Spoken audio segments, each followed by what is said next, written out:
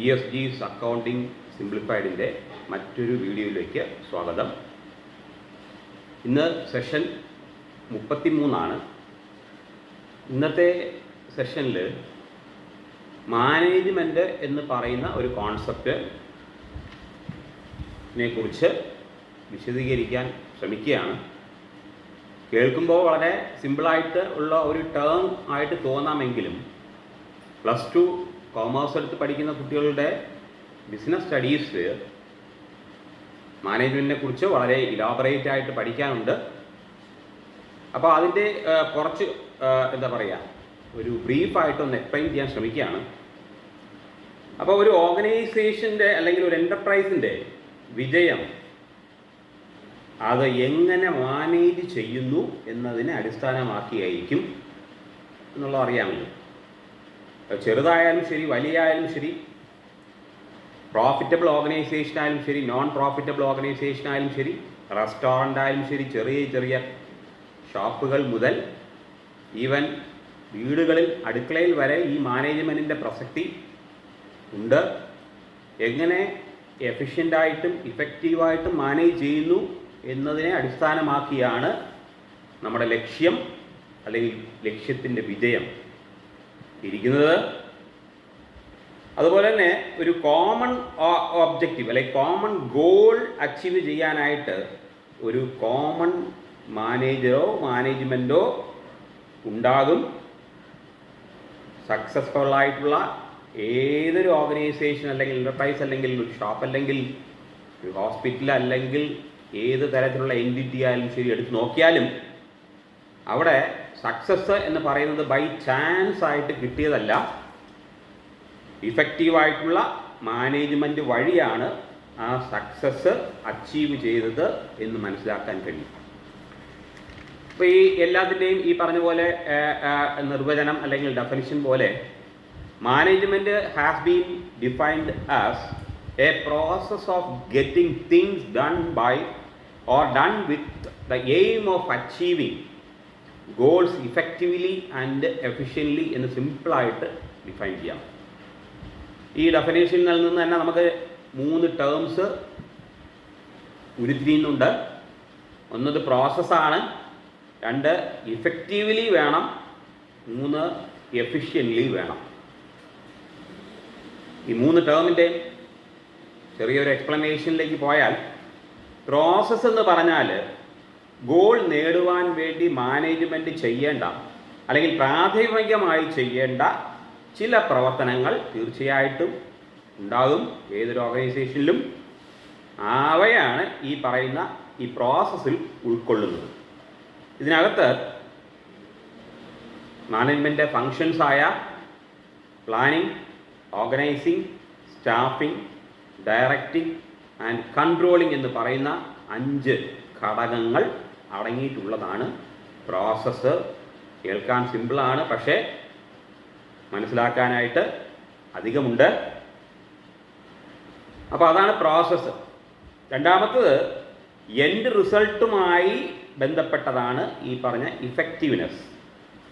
ശരിയായ പ്രവർത്തനത്തിലൂടെ പൂർത്തീകരിച്ച് ഗോൾ നേടുക എന്നുള്ളതാണ് ഇഫക്റ്റീവ്സ് കൊണ്ട് ഉദ്ദേശിക്കുന്നത്. അപ്പോൾ ഇഫക്റ്റീവ് ആയോ അല്ലെങ്കിൽ ഇഫക്റ്റീവ്നെസ് ഉണ്ടോ എന്ന് പരിശോധിക്കുന്നത് നമ്മുടെ ലക്ഷ്യം പൂർത്തീകരിച്ചോ എന്ന് നോക്കുന്നതിന് തുല്യമാണ് എന്നുള്ളതാണ്. എഫിഷ്യൻസി ആണെങ്കിൽ മിനിമം കോസ്റ്റ് ഉപയോഗിച്ചുകൊണ്ട് ശരിയായ രീതിയിൽ ടാസ്ക് പെർഫോം ചെയ്യുന്നതാണ് ഈ എഫിഷ്യൻസി കൊണ്ട് ഉദ്ദേശിക്കുക. മണി, മെറ്റീരിയൽ, എക്യുപ്മെൻറ്റ്, പേഴ്സൺസ് അല്ലെങ്കിൽ വ്യക്തികൾ, ഈ പറയുന്ന റിസോഴ്സസ് ഇൻപുട്ട് ചെയ്തുകൊണ്ട് വളരെ എഫിഷ്യൻ്റായി ടാസ്ക് കംപ്ലീറ്റ് ചെയ്യാൻ കഴിയുമോ എന്ന് പരിശോധിക്കലാണ് ശരിക്കും പറഞ്ഞാൽ ഈ പറയുന്ന എഫിഷ്യൻസി കൊണ്ട് ഉദ്ദേശിക്കുന്നത്. ഇതിൻ്റെ അൾട്ടിമേറ്റ് ഒബ്ജക്റ്റീവ് എന്ന് പറയുന്നത് പ്രോഫിറ്റ് മാക്സിമൈസേഷൻ തന്നെയാണ്. അപ്പോൾ എഫിഷ്യൻസി പ്രോഫിറ്റ് മാക്സിമൈസേഷൻ ഉപയോഗിക്കുമ്പോഴാണ് അവിടെ വിജയം ഉണ്ടാകുന്നത്. എപ്പോഴും നമ്മൾ ശ്രദ്ധിച്ചാൽ അറിയാം, പൂവർ മാനേജ്മെൻറ്റ് എന്ന് പറയുന്നിടത്ത് ഇന്നെഫിഷ്യൻസിയും ഇന്നെഫക്റ്റീവ്നെസ്സും ഉണ്ടാകും. അപ്പോൾ എത്രമാത്രം എഫിഷ്യൻ്റായിട്ടും ഇഫക്റ്റീവായിട്ടും മാനേജ്മെൻറ്റ് മുന്നോട്ട് പോകുന്നു എന്നനുസരിച്ചിരിക്കും അതിൻ്റെ പ്രോഫിറ്റബിലിറ്റി. നോൺ പ്രോഫിറ്റബിൾ ആണെങ്കിലും അവിടെയും ഈ ഇഫക്റ്റീവ്നെസ്സും എഫിഷ്യൻസിയും ഇഫക്റ്റായാൽ അല്ലെങ്കിൽ ഉണ്ടെങ്കിൽ മാത്രമേ വിചാരിക്കുന്ന ലക്ഷ്യത്തിലേക്ക് നമുക്ക് നീങ്ങാൻ കഴിയുള്ളൂ. ഇനി ഈ മാനേജ്മെൻറ്റ് ഈ പറഞ്ഞ പോലെ സ്റ്റുഡൻസിന് വേണ്ടിയിട്ട് അതിൻ്റെ സവിശേഷതകൾ ഒന്ന് പറഞ്ഞു പോകാൻ ശ്രമിക്കുകയാണ്. ക്യാരക്ടറിസ്റ്റിക്സിലേക്ക് പോയി കഴിഞ്ഞാൽ management is A goal oriented പ്രോസസ്സാണ് ആദ്യം പറയാൻ കഴിയുന്നത്. തീർച്ചയായിട്ടും ഒരു ലക്ഷ്യം വച്ച് പ്രവർത്തിക്കുന്നത് തന്നെയാണ് ഏത് ടൈപ്പ് ഓർഗനൈസേഷനിലും മാനേജ്മെൻറ്റ് കൊണ്ട് ഉദ്ദേശിക്കുന്നത്. അതുപോലെ മാനേജ്മെൻറ്റ് ഈസ് ഓൾ പെർവാസീവ്, അതായത് എവിടെയും ഇതിൻ്റെ സ്വാധീനം അല്ലെങ്കിൽ സാന്നിധ്യം നമുക്ക് കാണാൻ കഴിയും. The activities involved in managing an enterprise are common to all organizations, whether economic, social or political. Economic ആയിട്ടുള്ള ഓർഗനൈസേഷൻ ആയാലും സോഷ്യൽ ആയിട്ടുള്ള ഓർഗനൈസേഷൻ ആയാലും പൊളിറ്റിക്കൽ ആയിട്ടുള്ള ഓർഗനൈസേഷൻ ആയാലും ചില കോമൺ ആയിട്ടുള്ള സംഗതികൾ ഈ മാനേജ്മെൻറ്റിൻ്റെ അവതരണത്തിൽ അല്ലെങ്കിൽ മാനേജ്മെൻറ്റ് ഇഫക്റ്റീവ്നെസ്സിൽ കാണാൻ കഴിയും. അതുകൊണ്ട് ഇറ്റ് ഈസ് ഓൾവേസ് പെർവാസീവ് എന്ന് നമുക്ക് നിസ്സംശയം പറയാം. Management is multi dimensional. ഒരു ഡയറക്ഷനായിട്ടല്ല, മൾട്ടി ഡയമെൻഷണലാണ് എന്ന് പറയാൻ കാരണം management of work, management of people and management of operations, ഈ മൂന്നും ക്രോഡീകരിച്ചാലേ മാനേജ്മെൻറ്റ് പൂർത്തിയാവുള്ളൂ. Management of work, management of people, management of operations, ഇത് മൂന്നുമാണ് മൂന്നും മാനേജ്മെൻറ്റിൽ അടങ്ങിയിട്ടുള്ളൂ എന്നുള്ളത് കൊണ്ടാണ് മൾട്ടി ഡയമെൻഷണൽ എന്ന് പറയാൻ കാരണം. അതുപോലെ തന്നെ ഇത് ഒരു ചെറിയ രീതിയിൽ അല്ലെങ്കിൽ ഒരു സ്ഥലത്ത് മാത്രം അല്ലെങ്കിൽ ഒരിക്കൽ മാത്രം അപ്ലൈ ചെയ്യുന്ന കാര്യമല്ല. ഇതൊരു കണ്ടിന്യൂസ് ആയിട്ടുള്ള പ്രോസസ്സാണ്. അപ്പോൾ it is a continuous process. കൂടാതെ ഇത് ഒരു ഗ്രൂപ്പ് ആയിട്ടുള്ള ആക്ടിവിറ്റിയാണ്. It is a group activity. Is a group activity എന്ന് പറയാൻ each and every member of the organisation must work for the fundamental അല്ലെങ്കിൽ fulfilment of the common goal. എങ്കിൽ മാത്രമേ വിജയത്തിലേക്ക് എത്താൻ പറ്റുള്ളൂ. അതുകൊണ്ട് ഒരാളോ രണ്ടുപേരോ ഓർഗനൈസേഷനിലുള്ള മാനേജ്മെൻറ്റിൽ ഓരോ ലെവൽസ് ഓഫ് മാനേജ്മെൻ്റ് ഉണ്ട്, അതിന് വരുന്നുണ്ട്. അതിലുള്ള എല്ലാ ഗ്രൂപ്പായിട്ടുള്ള എല്ലാവരും അത് ഗ്രൂപ്പായിട്ട് പ്രവർത്തിച്ചാൽ മാത്രം ആ ഗോളിലേക്ക് എത്തുള്ളൂ. ഇറ്റ്സ് എ ഡൈനാമിക് ഫങ്ഷൻ എന്ന് പറയാൻ കാരണം management is prepared to change itself according to the changes in environment. അതായത് പരിസ്ഥിതിക്ക് അനുസരിച്ച് അല്ലെങ്കിൽ നമ്മുടെ ചുറ്റുപാടനുസരിച്ച് മാനേജ്മെൻറ്റ് തന്നെത്താനെ ഒരു ചേഞ്ച് വരുത്താൻ സന്നദ്ധമായി വേണം എപ്പോഴും പ്രവർത്തിക്കാൻ. ഒരേ ലെവലിൽ കൂടെ പോകുള്ളൂ എന്ന് നമുക്ക് ഒരിക്കലും മാനേജ്മെൻറ്റിൻ്റെ കാര്യത്തിൽ പറയാൻ കഴിയില്ല. സിറ്റുവേഷൻ അനുസരിച്ച് അല്ലെങ്കിൽ ചുറ്റുപാടുകൾ അനുസരിച്ച് വ്യത്യാസം വരുത്താൻ കഴിയണം എന്നുള്ളത് കൊണ്ടാണ് മാനേജ്മെൻറ്റ് എന്ന് പറയുന്നത് ഒരു ഡൈനാമിക് ഫങ്ഷൻ എന്ന് പറയുന്നത്. അതുപോലെ മാനേജ്മെൻറ്റ് ഒരു എന്താ പറയുക ഇൻടാഞ്ചിബിൾ ആയിട്ടുള്ള ഫോഴ്സാണ്. എന്ന് പറഞ്ഞാൽ ഇൻടാഞ്ചിബിൾ എന്ന് പറഞ്ഞാൽ പലപ്പോഴും പറഞ്ഞിട്ടുള്ള പോലെ നമുക്ക് കാണാനോ തൊട്ട് മനസ്സിലാക്കാനോ കഴിയില്ല, പക്ഷേ ദർശിക്കാൻ കഴിയും. മാനേജ്മെൻറ്റ് ഇഫക്റ്റീവായിട്ടുള്ള ഒരു ഓർഗനൈസേഷനിൽ അല്ലെങ്കിൽ ഒരു ഷോപ്പിൽ അല്ലെങ്കിൽ ഒരു സ്ഥലത്ത് അല്ലെങ്കിൽ ഒരു എന്താ പറയുക എൻ്റർപ്രൈസിൽ നമ്മൾ പോയി കഴിഞ്ഞാൽ അവിടെ ഒരു ഫീലിംഗ് നമുക്ക് ആ ഒരു പ്രസൻസ് ഫീൽ ചെയ്യും. ഇഫക്റ്റീവായിട്ടുള്ള മാനേജ്മെൻറ്റ് അല്ലാതെ കണ്ട് മനസ്സിലാക്കാനോ തൊട്ട് മനസ്സിലാക്കാനോ കഴിയില്ല. അതുകൊണ്ട് മാനേജ്മെൻറ്റ് ഒരു ഇൻടാഞ്ചിബിൾ ഫോഴ്സ് ആണെന്ന് സന്നിഗ്ധം പറയാം.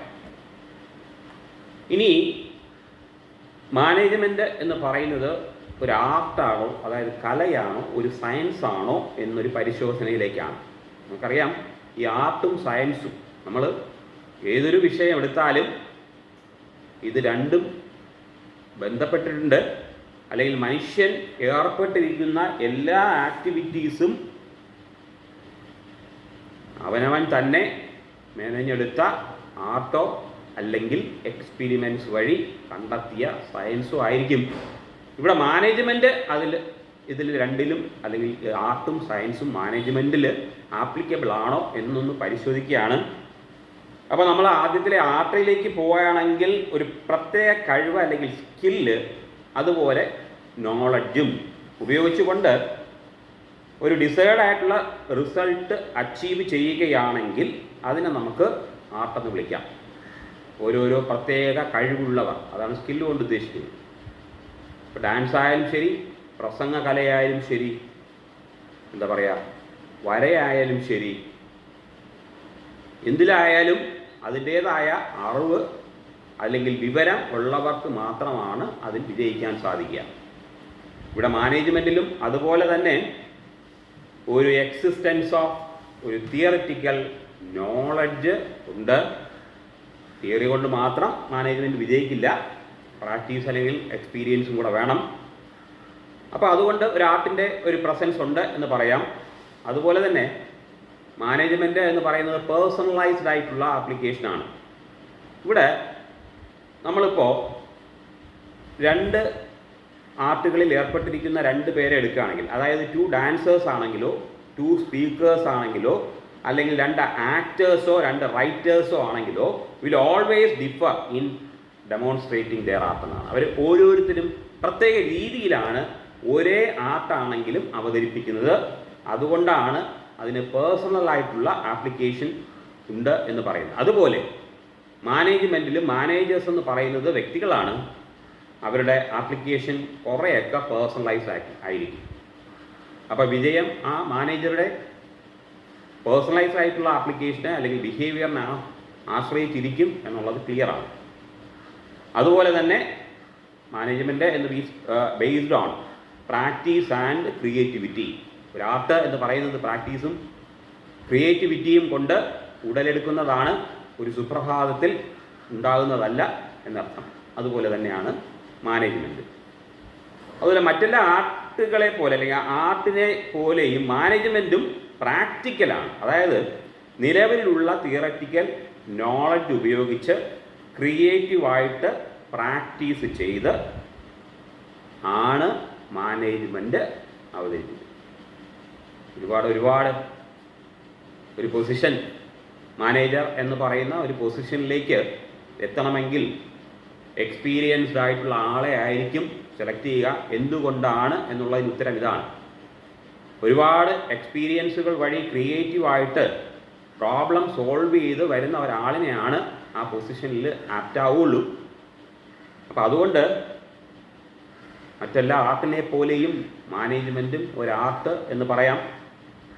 ചുരുക്കത്തിൽ മാനേജ്മെൻറ്റ് ഒരു ആർട്ട് എന്ന് പറയുന്നത് എന്തെന്നാൽ ഏതൊരു സക്സസ്ഫുൾ മാനേജറും ചില സെറ്റ് ഓഫ് പ്രിൻസിപ്പിൾസ് ഫോളോ ചെയ്തുകൊണ്ട് ഹൈലി ട്രെയിൻഡ് ആൻഡ് എഡ്യൂക്കേറ്റഡായി അവരവരുടെ personality, creativity, imagination, a desire for development എന്നിവ ഉപയോഗിച്ചുകൊണ്ട് പ്രവർത്തിക്കുന്നു എന്നതാണ്.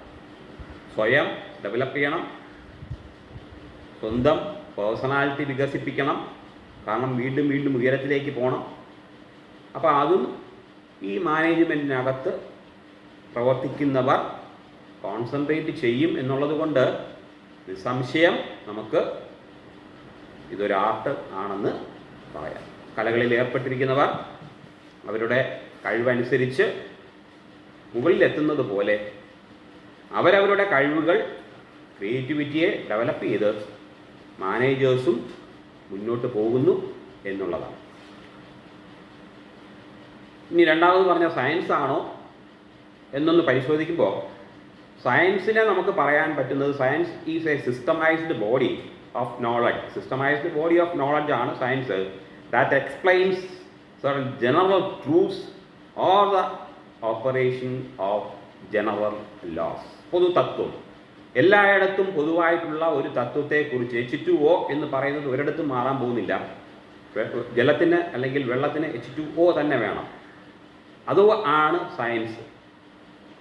ആ സയൻസ് എന്ന് പറയുന്നത് ഈ പറയുന്നത് പോലെ മാനേജ്മെൻറ്റിൽ അപ്ലൈ ചെയ്യാൻ കഴിയുമോ അല്ലെങ്കിൽ മാനേജ്മെൻറ്റ് ഒരു സയൻസ് ആക്കാൻ കഴിയുമോ എന്നുള്ളത് പരിശോധിക്കുകയാണെങ്കിൽ ഈ പറയും പോലെ സ്റ്റാൻഡേർഡൈസ്ഡ് ആയിട്ടുള്ള ഒരു ബോഡി ഓഫ് നോളജ് അടങ്ങിയതാണ്. അതുപോലെ തന്നെ ഇതിൻ്റെ പ്രിൻസിപ്പിൾസും സയൻസ് പോലെ ഒരുപാട് കാലത്തെ എക്സ്പെരിമെൻറ്റും എക്സ്പീരിയൻസിൻ്റെയും ഭാഗമായി ഉരുത്തിരിഞ്ഞു വന്നതാണ് എന്നുള്ളതിൽ യാതൊരു സംശയമില്ല. അതുകൊണ്ട് സയൻസാണ് എന്ന് പറയുന്നതിൽ തെറ്റില്ല. പക്ഷെ സയൻസിൽ നമുക്ക് നോക്കിയാൽ ഫിക്സഡ് ആയിട്ടുള്ള ചില രീതികൾ അവലംബിക്കുന്നുണ്ട്. ഞാൻ നേരത്തെ പറഞ്ഞ പോലെ 2 ഹൈഡ്രജനും 1 ഓക്സിജനും, അതിൽ നിന്ന് മാറ്റം വരുത്തിയാൽ ജലം ആവില്ല. അതുപോലെ മാനേജ്മെൻറ്റിൽ അങ്ങനെ ഒരു പ്രിൻസിപ്പിൾ അവലംബിക്കാൻ കഴിയുമോ എന്ന് ചിന്തിക്കുമ്പോൾ കഴിയില്ല എന്നുള്ള ഉത്തരത്തിലേക്കായിരിക്കും നമ്മൾ എത്തിച്ചേരുക. കാരണം ഹ്യൂമൻ ബീയിങ്സ് ആണ്, അല്ലെങ്കിൽ ഹ്യൂമൻസ് ആണ് മാനേജ്മെൻറ്റിൽ ഏർപ്പെട്ടിരിക്കുന്നത്. ഹ്യൂമൻ ബീയിങ്സ് നമുക്കറിയാം, ഓരോരുത്തരും ഡിഫറൻ്റാണ്. അപ്പോൾ അവരവരുടെ ഈ പറയുന്ന ആശയങ്ങളും അല്ലെങ്കിൽ അപ്ലൈ ചെയ്യുന്ന രീതിയും വ്യത്യസ്തമായിരിക്കും. അപ്പോൾ അതുകൊണ്ട് റിസൾട്ട് ആക്യുറേറ്റായി ഒരു കാരണവശാലും ആ ആളിനെ പോലെ ഈ ആളിന് ആ റിസൾട്ട് ഉണ്ടാകും എന്ന് ഒരു പ്രെഡിക്ഷൻ നടത്താൻ കഴിയില്ല. അതുകൊണ്ട് മാനേജ്മെൻറ്റ് ഒരു ഇൻഎക്സാക്റ്റ് സയൻസ് ആണെന്നേ പറയാൻ കഴിയുള്ളൂ. ഈ പറയുന്ന കോൺസെപ്റ്റിലേക്ക് നമ്മൾ ശ്രദ്ധിക്കുമ്പോൾ ഫിക്സഡ് ആയിട്ടുള്ള ഒരു രീതി ആണ് എന്ന് നമുക്ക് എല്ലായിടത്തും പറയാൻ കഴിയില്ല. കാരണം മനുഷ്യൻ്റെ നേരത്തെ പറഞ്ഞ പോലെ ക്രിയേറ്റിവിറ്റിയും അവൻ്റെ എക്സ്പീരിയൻസും അവൻ്റെ നോളജും ഇവിടെ അപ്ലൈ ചെയ്യണം എന്നുള്ളത് കൊണ്ട് ഒരു റിസൾട്ട് പ്രഡിക്റ്റ് ചെയ്യാൻ പറ്റില്ല. എന്നാൽ ഒരു കെമിക്കൽ റിയാക്ഷൻ നമുക്ക് പ്രഡിക്റ്റ് ചെയ്യാം. കാരണം അതിനകത്ത് നമ്മൾ ഈ പറയുന്ന കൊടുക്കുന്ന ഘടകങ്ങൾ കറക്റ്റാണെങ്കിൽ റിസൾട്ട് ഉറപ്പാണ്. ഇവിടെ മനുഷ്യനാണ് പ്രവർത്തിക്കേണ്ടത്. എത്രത്തോളം ഇഫക്റ്റീവായിട്ട് പ്രവർത്തിക്കുന്നു എന്നുള്ളതിനനുസരിച്ചായിരിക്കുമല്ലോ റിസൾട്ട് പോസിറ്റീവ്, നമ്മൾ നേരത്തെ പറഞ്ഞ കാര്യം. അപ്പോൾ അതിൻ്റെ ഈ റിസൾട്ട് നമ്മൾ എന്താ പറയുക, കാലാകാലമായിട്ട് എക്സ്പെരിമെൻറ്റിൽ അല്ലെങ്കിൽ എക്സ്പീരിയൻസ് വഴി അല്ലെങ്കിൽ നമ്മൾ എന്താ പറയുക പരീക്ഷണ നിരീക്ഷണങ്ങൾ വഴി മാത്രമാണ് മനസ്സിലാക്കാൻ കഴിയൂ എന്നുള്ളത് കൊണ്ട് ഒരു ഇൻഎക്സാക്റ്റ് സയൻസ് എന്ന് നമുക്ക് മാനേജ്മെൻറ്റിനെ പറയാം. അതുപോലെ ഈ സയൻസ് ഈ പറഞ്ഞ പോലെ പ്രിൻസിപ്പിൾസ് എന്ന് പറയുന്നത്, സയൻറ്റിഫിക് പ്രിൻസിപ്പിൾ എന്ന് പറയുന്ന ആഗോള തലത്തിൽ അപ്ലൈ ചെയ്യുന്നതാണ്. അത് ഒരുപോലെയാണ്. പക്ഷെ മാനേജ്മെൻറ്റ് അങ്ങനെ യൂണിവേഴ്സലായി അപ്ലൈ ചെയ്യാൻ സാധിച്ചു എന്ന് വരില്ല. ഞാൻ നേരത്തെ പറഞ്ഞ കാര്യം തന്നെയാണ്. ചില സിറ്റുവേഷൻസ് അനുസരിച്ച്, ചില സ്ഥലങ്ങളുടെ അല്ലെങ്കിൽ എൻവയോൺമെൻറ്റ് അനുസരിച്ച് അപ്ലൈ ചെയ്യുന്ന രീതി വ്യത്യാസം വരാം. എന്നായാലും ഈ പറഞ്ഞ പോലെ യൂണിവേഴ്സലായിട്ട് കാണാൻ കഴിയുന്ന ഒരു പ്രോസസ്സ് തന്നെയാണ് മാനേജ്മെൻറ്റ്. പക്ഷേ എന്താ പറയുക, യൂണിവേഴ്സലായിട്ട് ഒരേ രീതിയിലാണ് അപ്ലൈ ചെയ്യുന്നു എന്നുള്ളത് പറയാൻ നമുക്ക് കഴിയില്ല. കാരണം സിറ്റുവേഷൻ അനുസരിച്ച് നമുക്ക് ചില മാറ്റങ്ങൾ വരുത്തിയേ മുന്നോട്ട് പോകാൻ കഴിയുള്ളൂ എന്ന് പറയുന്ന ഒരു സിറ്റുവേഷനിലേക്ക് നമ്മൾ ചില സന്ദർഭത്തിൽ എത്തിച്ചേരും. ഞാൻ അവിടെ ഇരിക്കുകയുള്ളൂ, ഞാൻ ആ കസേരയിലേ ഇരിക്കുകയുള്ളൂ, അല്ലെങ്കിൽ ഞാൻ താഴെ ഒരു ലെവലിലേക്ക് വന്ന് സംസാരിക്കില്ല എന്നൊക്കെ പറഞ്ഞിരിക്കുന്ന പല സ്ഥലത്തും ഈ പറഞ്ഞ പോലെ മാനേജേഴ്സ് ഫെയിലിയർ ആയിട്ടുണ്ട്. സിറ്റുവേഷൻ ഹാൻഡിൽ ചെയ്ത് എത്രമാത്രം ഇഫക്റ്റീവായിട്ടും എഫിഷ്യൻ്റായിട്ടും വർക്ക് ചെയ്യാൻ കഴിയും, അവിടെ വിജയം ഉറപ്പാണ്. അപ്പോൾ ഇങ്ങനെ വളരെ ഇലാബറേറ്റ് ആയിട്ടുള്ള ഒരു വിഷയമാണ് നമ്മളിന്ന് കൈകാര്യം ചെയ്തത്. ഈ ലെവൽസ് ഓഫ് മാനേജ്മെൻറ്റ്, അതുപോലെ മാനേജ്മെൻറ്റ് ഫങ്ഷൻസ്, നേരത്തെ പറഞ്ഞ 5 എണ്ണം, അതും അടുത്ത വീഡിയോയിൽ ഉണ്ടാവും. തൽക്കാലം ഈ വീഡിയോ ഇവിടെ അവസാനിക്കുകയാണ്. സബ്സ്ക്രൈബ് ചെയ്തിട്ടുള്ള എല്ലാവർക്കുമുള്ള നന്ദി ഒരിക്കൽ കൂടെ അറിയിച്ചുകൊണ്ട് ഈ വീഡിയോ അവസാനിപ്പിക്കുകയാണ്.